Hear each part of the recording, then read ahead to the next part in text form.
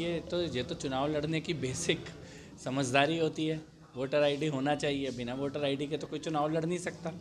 तो अगर आपने किसी को उम्मीदवार बनाया है, आज जब आचार संहिता लग चुकी है, वोटर लिस्ट फाइनल हो चुकी है, नामांकन फाइनल होने के भी 2 ही दिन बचे हैं, आज आप ऐसी प्रेस कॉन्फ्रेंस कर रहे हो, तो कोई ऐसे अनपढ़ तो है नहीं कि उन्हें कानूनों की जानकारी ना हो। ना तो केजरीवाल ऐसे हैं और ना ही अवध ओझा ऐसे हैं।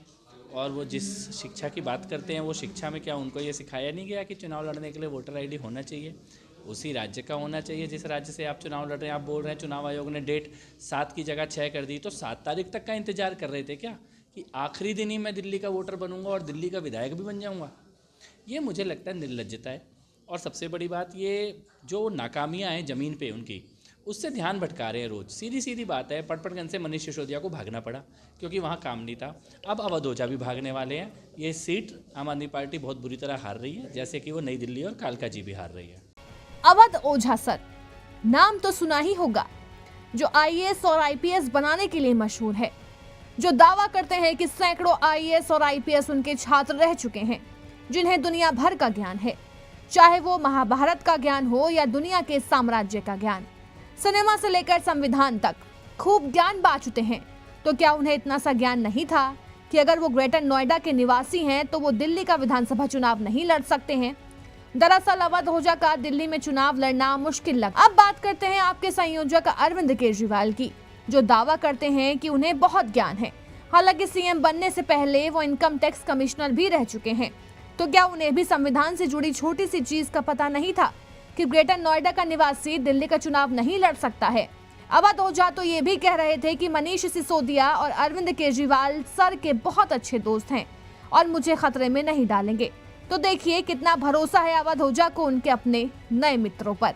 कोई व्यक्ति अपने किसी मित्र को, दोस्त को सीट दे रहा है तो बहुत, आप एक बात बताओ, आप अपने मित्र को लेकर आ रहे हो चुनाव लड़ाने के लिए, तो उसको वो सीट दोगे जो आपको लग रहा है खतरे में है? सिसोदिया जी को पता था कि हमारे कार्यकर्ता यहाँ पे बहुत मजबूत हैं, पटपड़गंज सीट हमारी बहुत मजबूत है और हमारे मित्र अवध ओझा यहाँ बहुत कायदे से लड़ेंगे, इसलिए ये सीट उन्होंने मुझे दी। अवध ओझा के चुनाव लड़ने पर ग्रहण क्यों? बता दें कि किसी भी विधानसभा सीट से उम्मीदवार बनने के लिए उस विधानसभा सीट का वोटर होना जरूरी है।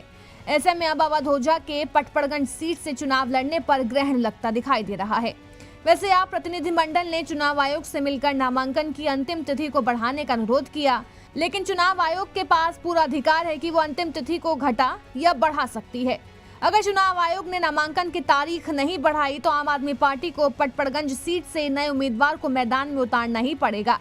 हालांकि अवध ओझा दावा कर रहे हैं कि उनके वोटिंग आईडी ट्रांसफर होने का मामला सुलझ गया है। कुछ नहीं, उन्होंने कहा आपका मामला सॉर्ट आउट कर दिया, कल मेरा एडमिट कार्ड बन जाएगा, परसों मैं नॉमिनेशन कर दूंगा। आपको मतलब पूरी तरह से एकदम संतुष्ट है, पूरी तरह से। वोटर डिलीशन को लेकर जो आम आदमी पार्टी लगातार आरोप लगा रही है, उस पर आप क्या कहेंगे? अभी कुछ नहीं कहेंगे, पहले मेरा कार्ड बन जाए यार, उसके लिए परेशान थे कल। हाँ, लेकिन बड़ा सवाल ये कि ओझा जी, आप तो ज्ञानी हैं, तो इतना रायता फैला ही क्यों?